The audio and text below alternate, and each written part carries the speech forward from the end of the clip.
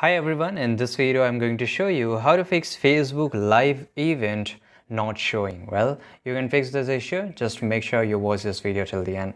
So first of all, we will have to just go to the Facebook mobile application here, and once we go on the top right, you will see your profile icon. Just scroll here, now go to the bottom and click on help and support.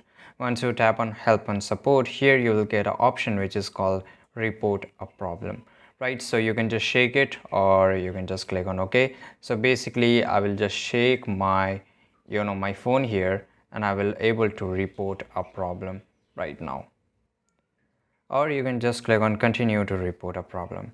So you have to just wait for a few seconds till it creating a report here, and include complete logs and diagnostic in your report. If you want, you can do it. I just don't want to include, right? So here you will get an option of live here, so just find it out. So here we will select the option of events, so just tap on it, event here.